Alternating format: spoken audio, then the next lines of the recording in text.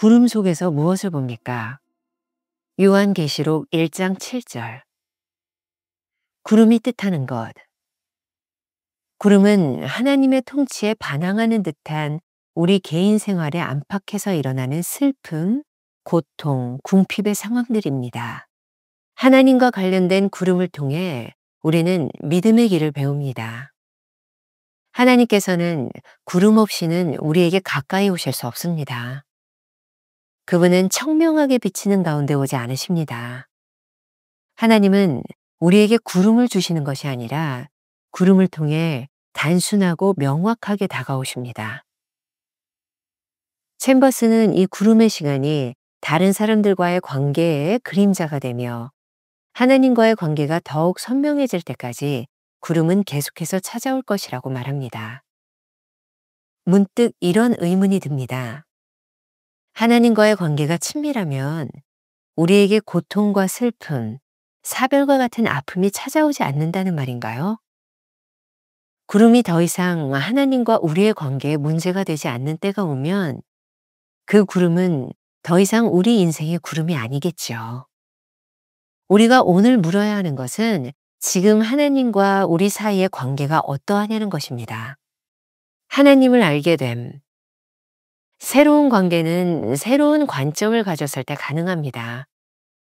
우리가 이해하지 못할 때는 구름이지만 모든 것을 이해하고 받아들이면 더 이상 구름이 아니라는 말입니다. 하나님의 이해할 수 없는 섭리와 우리가 하나님을 아는 것 사이에는 어떤 연관이 있습니다. 하나님을 아는 우리의 지식에 비추어 인생의 신비들을 해석하는 것을 배워야 합니다. 우리는 이해할 수 없는 것을 신비라고 부릅니다. 그러나 그것을 알게 되면 지식이라고 합니다. 하나님을 아는 지식은 신비에 가려진 우리 인생의 문제를 푸는 열쇠입니다. 챔버스는 오늘 묵상에서 변화산 체험을 비유적으로 인용하고 있습니다. 이 말할 즈음에 구름이 와서 그들을 덮는지라. 구름 속으로 들어갈 때에 그들이 무서워하더니 제자들이 하늘에서 음성을 듣고 주님을 바라볼 때 그 두려움은 사라질 것입니다. 구름 속에서 우리는 지금 무엇을 보고 있나요? 김병삼 목사의 매일 만나 365. 오늘은 7월 29일 구름 속에서 무엇을 봅니까? 라는 제목으로 말씀을 나누겠습니다. 오늘의 첫 번째 주제, 구름이 뜻하는 것. 구름과 어둠은 챔버스의 묵상에서 자주 등장하는 단어입니다. 어쩌면 여러분들이 굉장히 익숙한 말이 될 것 같습니다. 챔버스는 자신이 4년간의 구름과 어둠의 시간을 통해 하나님과 전적으로 새로운 관계에 들어간 것을 경험하고 있습니다.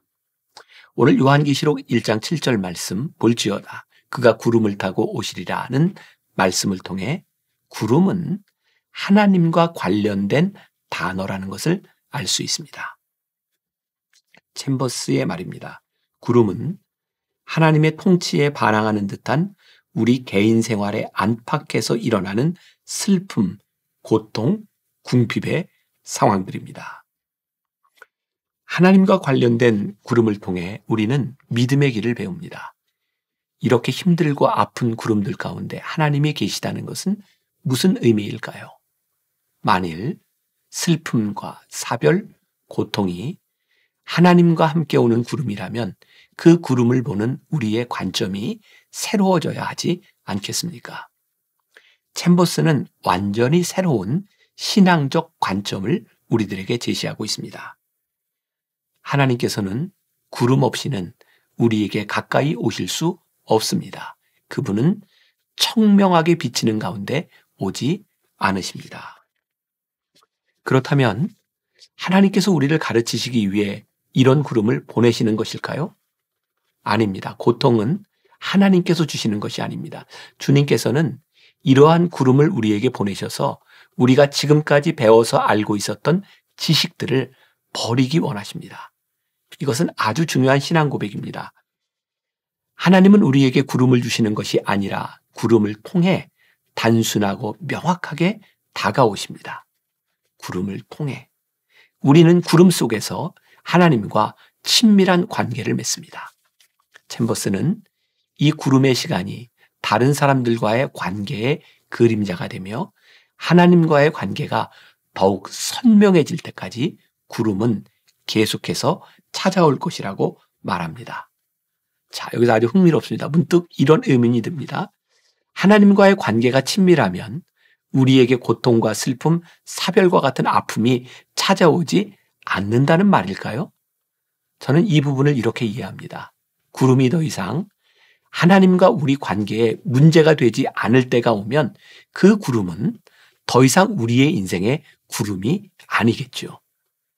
우리가 오늘 물어야 하는 것은 지금 하나님과 우리 사이의 관계가 어떠하냐는 것입니다. 오스왈드 챔버스의 순례자의 노래에 나오는 글입니다. 안락의자에 앉아 네, 저는 하나님께서 이러저러한 일을 행하실 것을 믿습니다 라고 말하는 것은 쉽다. 그러나 하나님께서 저의 모든 필요를 채우실 것을 믿습니다 라고 말했는데 돈도 없고 미래도 없다면 어떠한 반응을 보이겠는가? 끝까지 하나님을 믿으며 믿음의 연단을 통과할 수 있겠는가? 아니면 뒤로 물러나 뭔가 다른 것을 의지하겠는가? 하나님께서 귀히 여기시는 것은 시련을 이긴 믿음이다. 만일 우리가 믿음의 시련을 통과하여 이기면 하늘 창고에는 많은 것들이 축적된다. 그래서 다시 시련이 와도 그 자원을 사용함으로써 쉽게 이길 수 있다. 굉장히 좋은 글인 것 같아요. 자, 우리가 기억해야 될 한 줄 노트. 고통은 악하지 않습니다. 하나님은 고통을 통해 우리의 믿음을 선명하고 단순하게 만들어 가십니다. 두 번째, 하나님을 알게 됨. 조금 전에 구름이 구름으로 느껴지지 않을 때에 대한 이야기를 했습니다. 새로운 관계는 새로운 관점을 가졌을 때 가능합니다. 우리가 이해하지 못할 때는 구름이지만 모든 것을 이해하고 받아들이면 더 이상 구름이 아니라는 말입니다. 자, 챔버스의 말. 하나님의 이해할 수 없는 섭리와 우리가 하나님을 아는 것 사이에는 어떤 연관이 있습니다. 하나님을 아는 우리의 지식에 비추어 인생의 신비들을 해석하는 것을 배워야 합니다. 우리는 이해할 수 없는 것을 신비라고 부릅니다. 그러나 그것을 알게 되면 지식이라고 합니다. 하나님을 아는 지식은 신비에 가려진 우리 인생의 문제를 푸는 열쇠가 되는 것입니다. 참 신비로운 일입니다. 인생의 구름을 통해 그 구름을 제거하는 방법을 깨닫습니다. 하나님의 지식이 우리 안에 들어오면 구름이 더 이상 구름이 아닙니다. 하나님의 지식으로 구름을 바라볼 때 우리는 더 이상 하나님의 성품을 의심하지 않습니다. 챔버스는 오늘 묵상에서 변화산 체험을 비유적으로 인용하고 있습니다. 누가복음 9장 34절 이 말할 즈음에 구름이 와서 그들을 덮는지라 구름 속으로 들어갈 때에 그들이 무서워하더니 제자들은 왜 무서워했을까요? 구름 속에서 주님의 모습이 보이지 않았기 때문입니다. 제자들이 하늘에서 음성을 듣고 주님을 바라볼 때 그 두려움은 사라질 것입니다. 구름 속에서 주님 외에는 아무것도 보이지 않는 곳으로 가야 합니다. 구름 속에서 우리는 지금 무엇을 보고 있습니까? 오늘은 중세 영성가 중에 한 사람인 메이틸드의 일화로 묵상글을 마무리하려고 합니다.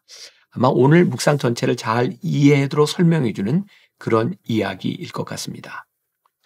메이틸드가 하루는 자기가 오랫동안 겪고 있는 육신의 고통 때문에 괴로워하며 하나님께 그것을 없애달라고 기도했습니다. 그런데 하나님은 오히려 그것 때문에 기뻐하라고 말씀하시면서 하나의 환상을 보여주셨습니다. 하나님께서 왼손에는 고통이라는 붉은 포도주를, 오른손에는 하늘의 위로라는 흰 포도주를 들고 나타나십니다. 그리고 이렇게 말씀하십니다. 가장 고결한 사람은 붉은색과 흰색의 포도주를 모두 마시는 사람이다. 이 환상은 메이틀드의 기도에 대한 하나님의 응답이었습니다. 삶의 고난은 하나님이 주시는 위로와 동일한 무게의 축복이라는 응답입니다. 왜냐하면 고통을 통해 하나님만을 전적으로 의지하는 것을 배울 수 있기 때문입니다. 삶의 고난 속에서 교만과 욕심과 집착을 모두 내려놓고 하나님을 온전히 의지하는 것을 배우지 못한다면 우리는 고난을 낭비하는 것입니다. 우리가 기억해야 될 한 줄 노트. 하나님의 섭리를 깨닫는 순간 구름은 신비가 아닌 지식이 됩니다. 오늘 하루 이런 질문을 가지고 살아봅시다. 지금 당하고 있는 고통을 하나하나 열거해 보세요. 이것이 주는 신비로운 의미는 무엇일까요? 기도하겠습니다. 우리의 인생에 늘 구름이 있습니다. 아무도 이 구름을 피해갈 수 없습니다. 고통이라는 이름으로 고난과 아픔, 사별, 이별, 여러 가지 모습으로 구름이 우리를 찾아오지만 이 구름 가운데서 주님을 바라볼 때 구름이 우리의 인생에 더 이상 구름이 아닌 것을 깨닫게 됨을 믿습니다. 하나님, 고난으로 넘어지는 사람들이 아니라 고난이 우리의 인생을 어떻게 의미 있게 만드는지를 깨닫고 고백하는 사람들이 되게 하여 주옵시고 구름 속에 가려져 있던 우리의 신비로운 것들이 아하, 하나님으로 인하여 이렇게 깨닫게 되었구나. 우리의 지식으로 고백할 수 있는 성도들이 되게 하여 주옵소서. 오늘도 우리 인생의 구름 가운데 함께 하시는 주님을 기대하며 그 주님으로 인하여 더 이상 그 구름이 구름이 아닐 것을 기대하며 나아가는 당신의 거룩한 백성들과 함께하여 주옵시고 오늘 믿음으로 승리하는 주의 백성들이 되게 하여 주옵소서. 예수님의 이름으로 기도했습니다. 아멘. 고통은 악하지 않습니다. 하나님은 고통을 통해 우리의 믿음을 선명하고 단순하게 만들어 가십니다. 하나님의 섭리를 깨닫는 순간 구름은 신비가 아닌 지식이 됩니다. 지금 당하고 있는 고통을 하나하나 열거해 봅시다. 그것이 주는 신비로운 의미는 무엇입니까?